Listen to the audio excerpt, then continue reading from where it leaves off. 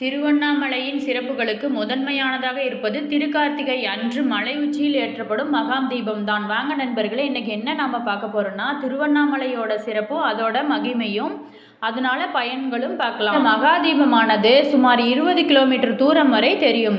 இருந்தாலும் சிறப்பு அனுமதி பெற்று மலை மீது ஏறி சென்று மகா தீபத்தை தரிசிப்பதை பலரும் வழக்கமாக கொண்டிருக்காங்க. திருவண்ணாமலையில் ஏற்றப்படும் மகா தீபத்தை தரிசிப்பதே ஆயிரக்கணக்கான பக்தர்கள் திருவண்ணாமலையில் குவிப்பார்கள். இந்த மகா தீபத்தை தரிசிப்பதால் என்னென்ன பலன் கிடைக்கும் என நம்ம பார்க்கலாம். இந்த நாள் தான் கூட்டம் அதிகமாக இருக்குது என நினைத்து பலரும் மகா தீபத்தை தரிசிக்கும் வாய்ப்பை தவிர விடுவது உண்டு. திருவண்ணாமலையின் தீபமானது திருவண்ணாமலையில் ஏற்றப்படும் கார்த்திகை தீப நேரில் பார்ப்பவர்கள் 20 தலைவர்களும் முக்தி கிடைக்கும். திருவண்ணாமலை தீபத்தன்று மலையை பார்த்து நமசிவாய சொன்னால் அந்த மந்திரத்தை 3 கோடி முறை உச்சரித்த புண்ணியம் கிடைக்கும் நமக்கு. திருவண்ணாமலை உச்சியில் தீபம் ஏற்றப்படும் போது மலைக்கு உள்பகுதியிலும் பூஜைகள் நடக்கும். ஒளி கேட்காத ரமணா சேஷாத்ரி சுவாமிகள் உட்பட பலரும் அழுறார்கள் கூறுவாங்க. திருவண்ணாமலையில் திருக்கார்த்திகை தீபம் ஏற்றப்பட்ட பிறகு அதை பார்த்து வணங்கி படி கிரிவலம் வந்தால் அந்த ஜோதியின் கதிர்கள் நம் உடம்புல பட்டு ஆன்ம சக்தி அதிகரிக்கும் என்பது. திருநாளில் 5 முறை மொத்தம் 70 கிலோமீட்டர் தூரம் கிரிவலம் வந்தால் அவர்கள் எவ்வளவு பெரிய பாவங்கள் செய்திருந்தாலும் அது பரிபூர்ணமாக குணமாகும். மழை மீது தீபம் ஏற்றப்படும் போது தீப மங்கள ஜோதி நமோ நமக என்ற பாடலை பாடி வழிபட்டால் வாழ்வில் மங்களம் பெருகும். கார்த்திகை தீபத்துக்கு 3வது நாள் மலையை பஞ்சமூர்த்திகளும் வலம் வருவது மிகச் சிறப்பாக நடைபெறுகிறது. திருவண்ணாமலை கார்த்திகை தீபத்தை காண சித்தர்கள் வருவாங்க. அப்படி வரும் சித்தர்கள் மழை உச்சியில தீபம் கொப்பரை நெய்யில சக்தி வாய்ந்த மூலிகை தைலங்கள் சேர்த்து விடுவதாக சொல்றாங்க. இதனால தீபத்தில் இருந்து வெளிப்படும் புகை தீய சக்திகளை அழிப்பதாக கருது. தீப இன்னைக்கு சிவலிங்கம் முன்ப நெய்யேற்றி வழிபாடு செய்தால் அவர்களது வாழ்க்கை பிரகாசமாக இருக்கும் என்பது ஐதீகம். கார்த்திகை தீபம் ஏற்படும் போது காட்சியை நேரில் பார்த்து வழிபடுவர்களுக்கு சகல தானம் கொடுப்பதால் கிடைக்கும் புண்ணியங்கள் நமக்கு கிடைக்கும். கார்த்திகை மாதம் கார்த்திகையில் திருவண்ணாமலை தலத்தில் ஏதாவது ஒரு இடத்தில் தீபம் ஏற்றி வழிபட்டாலும் குழந்தை பாக்கியம் கிடைக்கும். திருவண்ணாமலை மலை உச்சியில தீபம் ஏற்ற பயன்படும் கொப்பரை சுமார் 2000 லிட்டர் நெய் பிடிக்கும். இந்த தீபமானது சுமார் 20 கிலோமீட்டர் தொலைவுக்கு தெரியும். இந்த சுமார் 11 நாட்கள் தொடர்ந்து எறும். திருவண்ணாமலை உச்சியில் தீப திருவிழாவை முன்னிட்டு பரணி தீபம், அண்ணாமலையார் தீபம், விஷ்ணு தீபம், நாட்டு கார்த்திகை தீபம், தோட்ட கார்த்திகை தீபம் 5 வகையான தீபங்கள் ஏற்றப்படும். தீப நாளில் மலை மேலே தீபம் காண முடியாதவங்க தீப தரிசன நேரத்தில் அதை நினைச்சாலே அதற்குரிய பலன்கள் நமக்கு கிடைக்கும். திருவண்ணாமலை கார்த்திகை தீபத்துக்கு நிகராக இதுவரை எந்த ஆலயத்திலும் சோதி வழிபாடு இல்லை. கார்த்திகை தீபத்தன்று அதிகாலை திருவண்ணாமலை கோவிலில் பரணி நட்சத்திர நேரத்தில் ஏற்படும் பரணி தீபத்தை அங்குள்ள சொர்ண பைரவர்கள் சன்னதியில் வைச்சு விடுவாங்க. பிறகு மாலையில் அதை தான் மலை உச்சிக்கு எடுத்து சென்று தீபம் ஏற்றுவாங்க. திருவண்ணாமலை மலை உச்சியில் தீபம் ஏற்றப்பட்டதும் வழங்கினால் பாவம் நீங்கி பிணிய சுத்தமாக போக்கிடும். திருவண்ணாமலையில் தீபம் ஏற்றப்படும் அண்ணாமலையாருக்கு அரோகரா என்று பக்தர்கள் முழக்கமிடுவார்கள். இந்த உடம்பு நான் என்னும் எண்ணத்தை அழித்து மனத்தை ஆன்மாவில் அழித்து உள்முகத்தில் ஆத்மாவை ஆன்ம ஜோதியை காண்பதுதான் இந்த தீப தரிசனம் ஆகும். அண்ணாமலையோட சிறப்பு என்னன்னா, ஆலயத்தில் மிக பிரம்மாண்டமான 3 மணிகள் உள்ளன. அதில் 2 மணிகள் அண்ணாமலையார் சன்னதி மண்டபத்தில் இருக்கும்.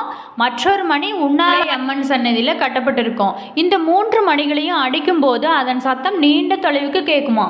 நூற்றாண்டை கடந்தவை என்பதை குறிப்பிடத்தக்கது. பிரம்மாவும் விஷ்ணுவும் நெருப்பாக நின்ற சிவபெருமானின் அடிமுடி காண முயன்றனர். அந்த நெருப்பு மலையாக மாறியது அதுவே கோயிலோட பின்னணியில் உள்ள திருவண்ணாமலையாகும். இதன் காரணமே பஞ்சதலங்களில் திருவண்ணாமலை அக்னி தலமாக இருக்கும். கார்த்திகை மாதத்தோட மிகப்பெரிய விசேஷங்கள்ல ஒன்று திருக்கார்த்திகை தீபம். கார்த்திகை தீபத்தை கிட்டத்தட்ட ஒரு 10 நாட்களுக்கு பக்கமாக கொண்டாடுறாங்க. இதை நினைத்தால் மட்டுமல்ல, கார்த்திகை மகா தீபத்தை தரிசித்தாலும் மோசம் கிடைக்கும் என்பது ஐதீகம். மலை மீது விளக்கு ஏற்றிய பிறகுதான் நம்ம வீட்டில் விளக்கு ஏற்கணும். இது நடைமுறை. இதில் உள்ள முதன்மையான முக்தி தலங்கள்ல ஒன்றாக ஆன்மீக பூமியாகவும் விளங்குவது திருவண்ணாமலை அண்ணாமலையார் கோவில். இது சித்தர்கள் பூமி என்றும் சிவனே மலையாக அமர்ந்திருப்பதை கைலாயத்திற்கு இணையான நலம் என்றும் பக்தர்கள் போற்றப்படுகிறது. திருவண்ணாமலையில் வருடத்தின் 365 நாட்களுமே பக்தர்கள் கிரிவலம் செல்வது வழக்கம். பௌர்ணமி நாட்களில் கிரிவலம் செல்ல லட்சக்கணக்கான பக்தர்கள் கூடுவது வழக்கம். மற்ற மாதங்களில் வரும் பௌர்ணமியை விட கார்த்திகை மாதத்தில் வர பௌர்ணமி மிக மிக விசேஷமாக இருக்கும். இந்த நாளில் தான் நாம் ஜோதி வடிவமாக பிரம்மாவிற்கும் விஷ்ணுவிற்கும் ஈசன் காட்சி கொடுத்ததாகவும் இதனை கொண்டாடும் விதமாகவும் ஆண்டுதோறும் திருவண்ணாமலை மீது மகாதீபம் ஏற்றப்படுவதாகவும் சொல்கிறாங்க. இறைவனை ஜோதி வடிவமாக வழிபடும் நாள் என்பதால் ஆண்டுதோறும் கார்த்திகை மாதத்தில் திருவண்ணாமலையில் கார்த்திகை தீப திருவிழாவுக்கு வெகு சிறப்பாக கொண்டாடப்படுவது வழக்கம். இந்த ஆண்டு திருவண்ணாமலையும் கார்த்திகை தீப திருவிழா டிசம்பர் 1ஆம் தேதி துவங்கி 17ஆம் தேதி வரை நடைபெற இருக்கு. கார்த்திகை தீப திருநாளில் டிசம்பர் 4ஆம் தேதி கொடியேற்றுவதுடன் மகா தேரோட்டம் டிசம்பர் 10ஆம் தேதி வரை நடைபெற இருக்கு. டிசம்பர் 13ஆம் தேதி அதிகாலை பரணி தீபமும் அன்று மாலை மலை மீது மகா தீபமும் ஏற்றப்படுவாங்க. திருவிழாவுக்கு நெய் வாங்கி கொடுக்குறவங்க தாராளமாக நம்ம கொடுக்கலாம். நெய் கொடுக்கறதுனால நம்ம செய்த பாவங்கள் எல்லாம் தீர்ந்து நல்ல நல்ல காரியங்கள் நடக்கும். மலைக்கு கீழே சமான அடையாளம் எதுவும் கிடையாது. சிவபுராணம் சார்ந்த கதையை இங்கே சொல்லுறாங்க. சைவ சமய நம்பிக்கைகளுடன் பஞ்சதலங்களில் திருவண்ணாமலை அக்னி தலமாக கருதப்படுது. கொண்டாருன்னா இருவரும் அடிமுடி தேனி காண முடியாமல் சிவபெருமானே முழு முதற் கடவுள் என்று ஏற்றுக்கொண்டனர். அவர்கள் 2 பேரும் கண்ட ஜோதியை எல்லாரும் காணும்படி நாம் பண்ணோம் அப்படின்ட்டு தான் திருக்கார்த்திகை அன்னைக்கு சிவன் சுயம்பு மூர்த்தியாக உள்ளார். மலையே சிவலிங்கமாக வந்து அதனால தான் நம்ம கார்த்திகை தீபம் அன்னைக்கு ஏற்றுறோம். முருகன், விநாயகர், அர்த்தநாரீஸ்வரர், திருமால், பைரவர், பிரம்மலிங்கம், பாதாளலிங்கம் உள்ளிட்ட சன்னதிகள் இங்கே இருக்குது.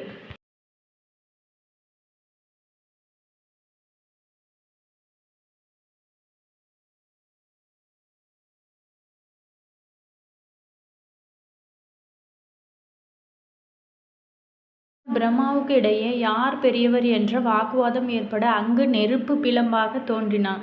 ஈசன் இதில் அடிமுடியை யார் முதலில் பார்க்கிறாரோ அவரே திருமால்வராக வடிவம் எடுத்து நிலையத்தை குடைந்து ஈசனின் அடியை காணவும், பிரம்மா அன்ன வடிவம் எடுத்து பறந்து அவரின் முடியை காணவும் புறப்பட்டாங்க. பல ஆண்டுகள் ஆகியும் அடியை காண முடியாத திருமால் திரும்ப மேலிருந்து விழுந்த தாழம்பூவை பிடித்து நீ எங்கிருந்து வருகின்றாய் என அப்படின்னு கேட்டாங்க. சிவன் தலையில் சூடி பெற்றிருந்த நான் தவறி கீழே விழுந்துட்டேன், பல ஆண்டுகளாகவே கீழே வந்திருந்து கொன்றேன் அப்படின்னு சொல்கிறாங்க. அப்போது நீ சிவனோட முடிய நான் பார்த்துட்டேன் என சாட்சி சொல்ல வேண்டும் அப்படின்னு கேட்டார் பிரம்மன். உண்மையாகவே லிங்கம் சிவனை தான் குறிக்கிறதா இல்லைங்க, அதில் இருக்கிற ரகசியம் தெரிஞ்சால் நீங்கள் ஆச்சரியப்படுவீங்க. சிவனோட முடிய பார்த்துட்டேன், இதனால தான் வெற்றி பெற்றேன் என கூறி திருமாலை எள்ளி நகையாடினார். இதனால் ருத்தினாக மாறிய சிவன் பொய்யுரைத்த தாழம்பூ இனி என் பூஜைக்கு நீ பயன்படாது, அதோட பத்ம கர்ப்பத்தில் பிரம்பத்தின் திருமாலின் உந்தி கமலத்தில் தோன்றுவாய் என உரைத்தார். இனி உலகத்தில் உனக்கென தனி ஆலயம் அமையாது அப்படின்னு சொல்லிட்டாங்க.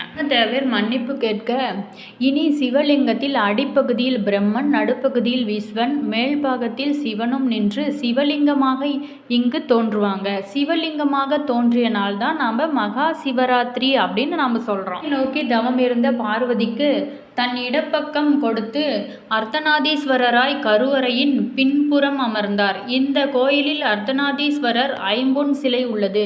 இதனால் திரு அண்ணாமலையாரை நினைக்க வாழ்வில் நல்ல பலன் கிடைக்கும், வாழ்வில் நல்ல முன்னேற்றம் கிடைக்கும். 800 ஆண்டுகளுக்கு முன்னாடியே இங்கு கிரிவலம் செல்ல ஜடாவர்ம விக்ரம பாண்டியன் பாதை அமைச்சு தந்தார்.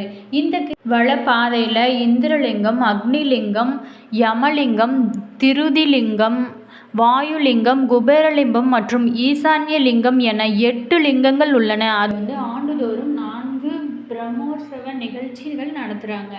ஆனி மாத பிரம்மோற்சவம், மாசிமகம், தீர்த்தவாரி, கார்த்திகை தீபம், பரணி தீபம், மகாதீபம் அப்படின்ட்டு நம்ம வழிபாடு செஞ்சால் நல்லதே நடக்கும்.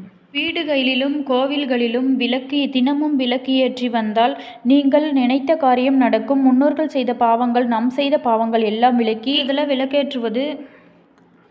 இந்த சமயத்தில் வீட்டில் அனைத்து தெய்வங்களும் தேவர்களும் வாசம் செய்வாங்க. பிரம்ம முகூர்த்த நேரம் என்பது அதிகாலை 3 to 5:30 மணி வரையிலான காலம். அதிகாலையிலேயே விளக்கேற்ற முடியாவிட்டாலும் குறைந்தபட்சம் 6 மணிக்காவது சுப முகூர்த்தத்தில் வீட்டில் விளக்கு ஏற்றுறது நல்லது. மாலை 2 வேளைகளும் விளக்கேற்றுவது அதை விட நல்லது. காலையில் சூரிய உதயத்திற்கு முன்பும் மாலையில் சூரிய மறைஞ்சதுக்கு பின்னாடியும் விளக்கு போட்டால் நல்லது. விளக்கு ஏற்றினா என்ன பலன்? மண் விளக்கு, அகல் விளக்கு சகல விதமான நன்மைகளையும் பெற்று தரும். வெண்கல விளக்கு தோஷத்தை போக்கி ஆரோக்கியத்தை மேம்படுத்தும். செம்பு விளக்கு மனதில் அமைதியும் வீட்டில் அமைதியான சூழலையும் ஏற்படுத்தும். விளக்கு வீட்டிலும் மனதிலும் அமைதியை ஏற்படுத்தும். தங்க விளக்கு ஆயுளை நீட்டிக்கும். பஞ்சலோக விளக்கு தேசவசியத்தை உண்டாக்கும். இரும்பு விளக்கு சனி பகவானால் ஏற்படக்கூடிய பிரச்சனைகளிலிருந்து காக்கும். எண்ணெய் நம்ம விளக்குக்கு போடலாம். பஞ்சக்கூட்டு எண்ணெய் போடலாம். நெய், நல்லெண்ணெய் போன்றவற்றெல்லாம் விளக்குக்கு பயன்படுத்தலாம். வீட்டின் நிலைவாசலில் முதல்ல தீபம் வச்சுட்டு பூஜை அறையில் விளக்கு வைப்பது அதுக்கப்புறம் நல்லது. அரை மணி நேரமாவது அந்த விளக்கை ஏற்றிவிட்டு பிறகு அணைத்து விட வேண்டும். வெள்ளிக்கிழமை மட்டும் விளக்கு ஏற்றாமல் தினந்தோறும் நீங்கள் விளக்கு ஏற்றுங்க. உங்களுக்கு நல்ல காரியங்கள் கைகூடும். நினைத்த காரியம் வீட்டில் தினசரி விளக்கேற்றினால் நல்லதே நடக்கும். நம் வாழ்வில் வளம் பெருகும். வெள்ளிக்கிழமையில் திருவிளக்கு பூஜை செய்தால் திருமகள் நம் வீட்டில் நிலைத்திருப்பாங்க. நன்றி நண்பர்களே.